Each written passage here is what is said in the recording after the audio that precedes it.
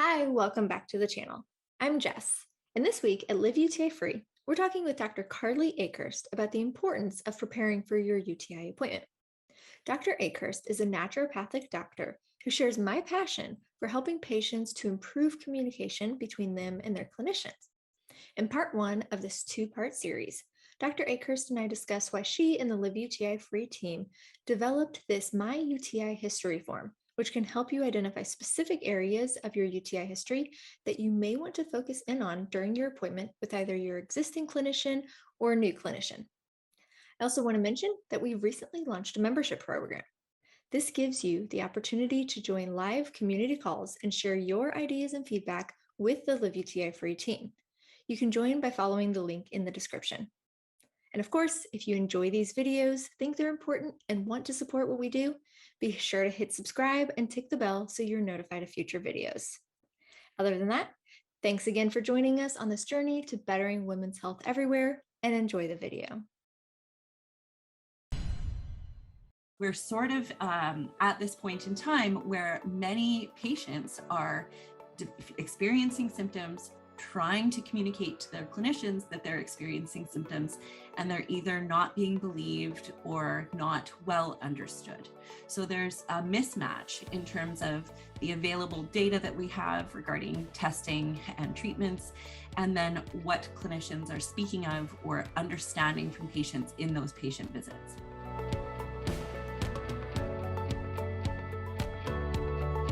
It's so nice to get to chat with you again today and share this form that you've developed in collaboration with the Live UTI Free team for patients. And if you wouldn't mind just giving a little bit about your background. Hi, Jessica. It's so great to be here. Thank you for having me. I'm really proud of the form that we have developed together. Just a little bit about me. I'm a naturopathic doctor living and working in Vancouver, BC. I've been in clinical practice for 10 years now, and my clinic focus is on working with women and their families. About 6 years ago, I started with my very first patient with a chronic UTI, and I've been learning as much as I can ever since. So this form is really that we have developed is really a culmination or bringing together of that information in a way that hopefully can help patients have better communication tools with their clinicians. Yeah, thanks for introducing yourself, Dr. Akhurst. For those who aren't familiar with my role at Live UTI Free, I am the Director of Content and Partnerships.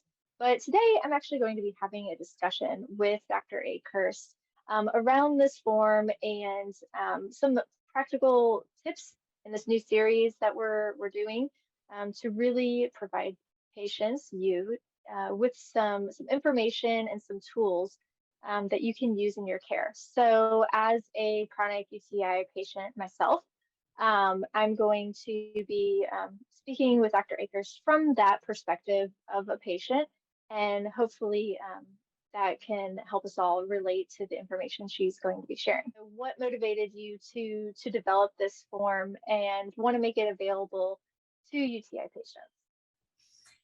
So one of the motivations behind it was that I've really noticed that we're sort of at this unusual point in time with medicine, and particularly around how we understand and treat both acute and chronic bladder conditions. So we have the evidence to show that our standard testing means urine culture and sensitivity doesn't capture the whole picture of what we might be working with from a microbial or bacterial or infectious perspective. With that, we're sort of at this point in time where many patients are experiencing symptoms, trying to communicate to their clinicians that they're experiencing symptoms, and they're either not being believed or not well understood. So there's a mismatch in terms of the available data that we have regarding testing and treatments, and then what clinicians are speaking of or understanding from patients in those patient visits. One thing that I heard from patients over the past 5 or 6 years is that it's really difficult to be believed, even though a medical condition shouldn't require belief necessarily of a patient's lived experience. And so a common phrase that I heard is that, oh, I've been dismissed, or that doesn't mean anything, or I've been given a diagnosis that perhaps doesn't feel like it really fits with what's going on. At the extreme end of that, I see patients who have been offered psychiatric support, which, yes, counseling can be very important, but perhaps use of a medication for a psychiatric problem is a little bit misdirected. So really my passion behind developing this was to help a patient hone their experience and streamline what it is that they want to present to their clinician, with the goal of presenting that clearly and concisely to make it a little bit more, hopefully, easier for the clinician to understand exactly what the patient is trying to communicate. So we're with this development, or developing this handout or form, what we've been trying to do really is to enable the patient to communicate clearly with their clinician. Yeah, that's really great. And so you've gone over some of the challenges that patients face in care, and I myself, I can relate. It took me 18 months to get a proper diagnosis, and I had to go through many steps and pursue many avenues and speak with many clinicians on my own in order to get there. And so, I myself, as well as the team at Live UTI-Free, can speak to the fact that patients are constantly reporting feeling dismissed by their provider. And I've also recognized from feedback and, again, my personal experience, that, when we're sitting in a room with a clinician, it can be sometimes intimidating, or there's a lot of pressure around the appointment because there's some sort of goal we want to achieve. And we're so focused on that sometimes we lose sight of the information that could potentially be beneficial to the clinician, because we're sitting here from two different perspectives, and hopefully we have similar goals that we want to achieve. But how that is gone about from each side, the patient and the clinician, could be very different. And so maybe you can share some of the challenges that clinicians face when discussing a patient's concerns for the first time with them. And then we can go over how this form can hopefully help to alleviate and overcome some of those challenges. I would love to. And I think that brings us to two really important points. You're exactly right that we're trying to have this sort of dance between clinician and patient in terms of communication. Clinicians, certainly in 2022, are very busy and often have can have extreme time constraints. And so it can be difficult to really understand the full depth of a complex case within that time allowance, I guess. And so it can be beneficial from a clinician perspective to feel that the patient perhaps is able to communicate clearly what the symptoms that are the most important or the most distressing. As a clinician, when we sit with a patient, there are many things happening in that visit, especially if it's a first visit. We're trying to understand who this person is, what they have going on for them, and already the cogs start to turn for a clinician of what are the patterns here that would help me with a diagnosis. One of the things that's tricky about chronic and recurrent UTIs is that this is might be new information for a clinician. And so it can be hard for a patient to try to communicate that this is different or requires a different thought pattern than the clinician might be used to. What's really challenging as well is that for those of us that do understand chronic UTIs and have experience with this, by the time a patient reaches us, and this is to your point, might have seen 5, 10, 15 different clinicians by that point. And so even the process of saying, I hear you, I believe you, let's work together, can be almost overwhelming for some patients by the time they reach to somebody reach a clinician who perhaps has worked with Live UTI Free or has a better understanding of the current data. So what I'm hoping with this form is that it will allow a patient a few different things. One, hopefully it will allow them to reach a clinician who is understanding and compassionate. And if they don't understand the situation or chronic UTIs yet, they're willing to work with you. And that'll hopefully become clear through using the form to a patient. And similarly, hopefully would allow the patient to gauge whether or not the clinician takes the form seriously or takes their symptoms seriously, and perhaps find another practitioner if they feel that they aren't being well understood. But hopefully it also allows the patient to communicate clearly what the goals of treatment are, what the primary symptoms that are concerning them are, what the history of their experience with this condition has been, what they've tried so far. So when we sit with a patient, as a clinician, we're often thinking about these things in the background. Have they tried this medication or procedure or supplement or protocol? And we in creating the My UTI History form, our goal is to help the patient communicate that clearly to the provider. Does that make sense? Yeah, that makes great sense.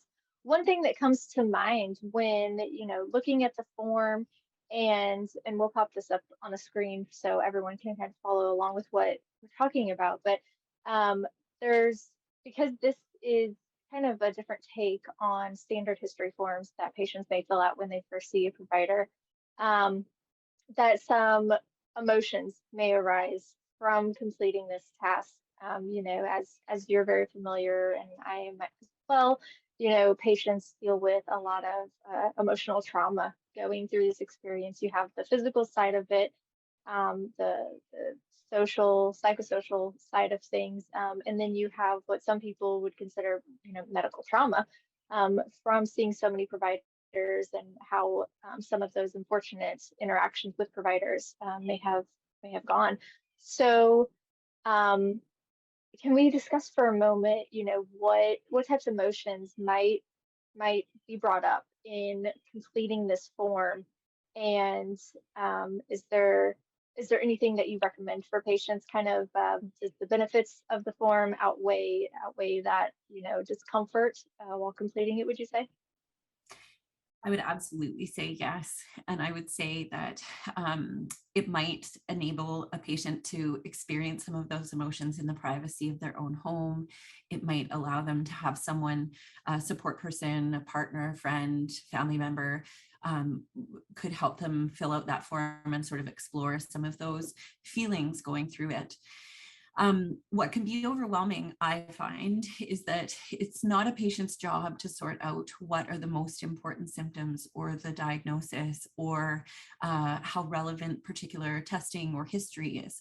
That's a clinician's job to figure that out.